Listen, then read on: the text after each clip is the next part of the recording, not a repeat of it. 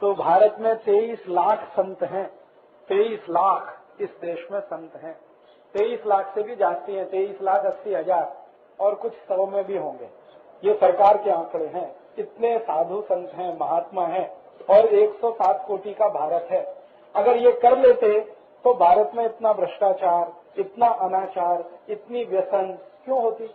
तो साधु संत दूसरे को नहीं सुधारते, वो अपनी सेवा कराते। उनको अहंकार इस बात का है कि वो समाज को सुधारना कर रहे हैं, वो कोई समाज को सुधारना नहीं करते। ये बात मैंने बहुत बड़े बड़े संतों को कही है उनके मुंह पर कि आप तो अपनी सेवा करा रहे हैं, आपको अहंकार है कि आप समाज के लिए कर रहे हैं। समाज आपके लिए कर रहा है, आप समाज के लिए कुछ नहीं कर। तो आप में से किसी को साधु होने का नहीं है, ध्यान रखना है। संत भी होने का नहीं है, संत और साधु कहलाने की भी जरूरत नहीं। हम सामाजिक कार्यकर्ता हैं और हमारा स्थान बहुत ऊंचा है, क्योंकि हम समाज में रहते हुए कोशिश कर रहे हैं समाज को मदद करने की, अपना भी कल्याण कर रहे हैं दूसरे का। और ये जो साधु संत होते हैं वो हिमालय में चले जाते हैं, वो अपनी तपस्या करके अपना कल्याण करते हैं, देश का नहीं। तो इसलिए मैंने आपको कहा कि अगर आपने घर बनाया है, परिवार बनाया है, पत्नी है, बच्चे हैं, तो कभी भी ध्यान में ये नहीं लाना कि छोड़ के जाने का। कोई कुछ नहीं कर पाता।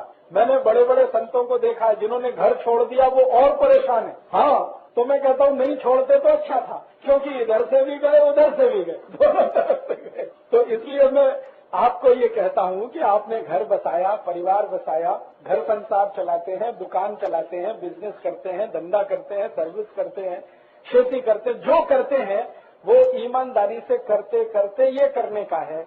उसको छोड़ छाड़ कर कुछ जास्ती करेंगे, ये कभी नहीं करेंगे। ये आपका जो अध्यक्ष है ना, ये बहुत बार मुझे कहते हैं राजीव भाई नौकरी छोड़ने का है। मैं कहता हूँ बिल्कुल नहीं छोड़ने का। पूछो इनको कितनी बार बोला है कि मैं नौकरी छोड़ता हूँ, अभी अगले साल संपूर्ण काम करता हूँ। मैं बार बार एक ही बात कहता हूँ कि नहीं छोड़ने का, क्योंकि मैं जानता हूँ जिन्होंने सब छोड़कर काम किया बहुत परेशान हो। इसलिए समाज के बीच में रह के हमें करना है, परिवार के बीच रह के करना है। और अगर आप परिवार समाज में रह के करते हैं तो बहुत तारीफ की बात है। सब छोड़ के तो आपके पास कुछ है ही नहीं करने को, तो यही करेंगे और क्या करेंगे। जब भी सब करते हुए करेंगे तो तारीफ की बात। और या तो एक दूसरी स्थिति कि घर परिवार बसाने का ही नहीं, शुरू से तय कर लिया कि हमको यही करने का है, तो उसमें दुविधा नहीं रहती। दुविधा तब आती है जब आपने घर परिवार बसा लिया, फिर आप सोचते हैं कि इसको छोड़कर हम निकले तो बड़ा काम होगा, जास्ती क्रांति होगी, जल्दी होगी। ऐसा कुछ होता नहीं। क्रांति जब होगी तब होगी। हाँ, वो तो मैंने आपसे कहा जल्दी होने वाली नहीं है, जब होगी तब होगी, लेकिन घर आपके हाथ से जाएगा। आप असंतुष्ट रहेंगे, दूसरे लोग भी आपको देखकर असंतुष्ट बनेंगे, क्योंकि वो कोई आदर्श स्थिति नहीं होती है। आदर्श स्थिति जो है ना, वो यही है कि हम समाज के बीच में रहकर ये सब करें। और मैं बड़े उदाहरण आपको देता हूँ, अब आपको जल्दी समझ में। रामचंद्र जी के बारे में सब जानते हैं, भगवान राम के बारे। अगर भगवान राम संन्यास लेते तो क्या नहीं ले सकते थे? ले सकते थे। जब 14 वर्ष का वनवास मिल गया तो कह देते कि अब तो सन्यासी होना ही अच्छा, लेकिन सन्यास नहीं लिया। वनवास में भी सन्यास नहीं लिया, पत्नी को साथ लेके गए। वो चाहते तो सीता को कहते जाओ, अभी तुम्हारा मेरा क्या लेना देना, तुम तुम्हारे घर चली जाओ, पिताजी के पास जाओ, दूसरी शादी कर लो, कुछ कर लो, मैं तो अब गया 14 साल के लिए वनवास। ऐसा नहीं कहा। उन्होंने कहा कि मैं वनवास जा रहा हूँ, सन्यासी होने नहीं जा रहा हूँ। वनवास माने राजमहल से दूर रहूंगा, लेकिन समाज के बीच में रहूं। तो जंगल में रहने वाला जो समाज है, जिसको हम आदिवासी कहते हैं, वनवासी कहते हैं, उनके बीच में रहूंगा और उनकी जो समस्याएं हैं उनका समाधान करूं। तो वो निकल गए 14 साल के लिए। और कहाँ रहे?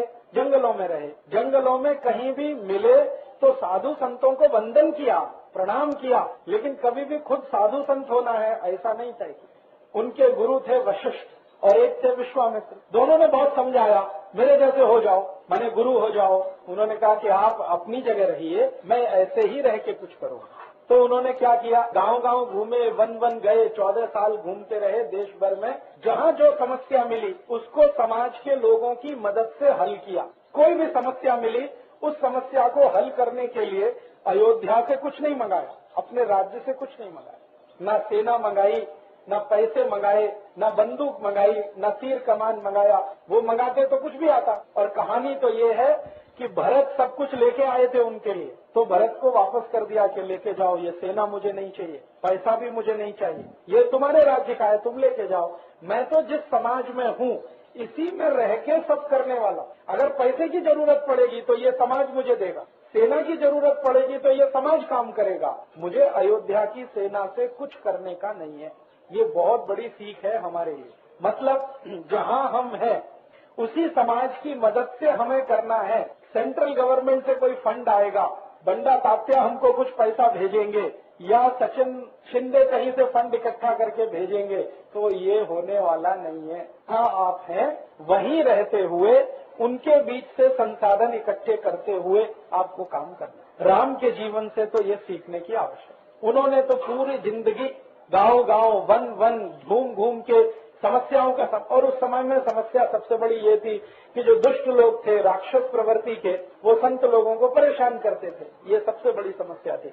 राम ने सबको मारा और मरवाया, लेकिन किसी को भी मारने के लिए अयोध्या से सेना नहीं बुलाई, अयोध्या से धनुष तीर नहीं मंगाए, हथियार नहीं मंगाए, अस्त्र शस्त्र नहीं मंगाए। जो भी किया उन्होंने वो उन लोगों के बीच में रह के किया। ये तो बड़ी बात है। समाज के बीच में रहकर समाज का काम करो तो उसमें से रास्ते निकलते हैं और उद्देश्य पूर्ति होती है। समाज छोड़कर अगर निकल गए तो कोई समाज काम आप नहीं कर सकते। आप अपना काम जरूर करवाएंगे समाज से। मैंने कहा आप अपनी सेवा कराएंगे, समाज की सेवा आप नहीं कर पाएंगे। तो ये तो बहुत आवश्यक गुण है। मैंने आपसे कहा कि घर बनाया, परिवार बनाया, माने आप समाज में आए। अब समाज के साथ रह के ही आपको करना है, उसी में ठीक से नियोजन करना है। भगवान राम चाहते तो सीता को छोड़ के चले जाते और कहते मुझे यही करना है, अब छोड़ो। हम तो उनसे सीखे। 14 साल रखा साथ में, दुख हुआ, सुख हुआ, तकलीफ हुई, जो भी हुई, लेकिन वो साथ में रहकर ही सब किया हुआ। आप भी अपने मन में से ये निकाल देना कभी भी, क्योंकि कभी कभी कुछ कार्यकर्ता मुझे खत लिख देते और फोन भी कर देते हैं, राजीव भाई घर छोड़ दूं क्या, घर में पटता नहीं, बीवी मना करती है, मैं ये करना चाहता हूँ, झगड़ा होता है, अभी क्या करने का। तो मैं उसको कहता हूँ कि व्यसन मुक्ति का काम बंद करने का, पहले घर का काम करना, क्योंकि जो बताया है घर तो पहले उसको चलाना। जब भी ठीक से घर का काम होने लगेगा तो व्यसन मुक्ति का भी होने लगेगा। घर छोड़ के, परिवार छोड़ के, आई बाबा को छोड़ के, पत्नी बच्चों को छोड़कर कुछ करना हो, ये तो बिल्कुल सोचने का नहीं। फिर अभी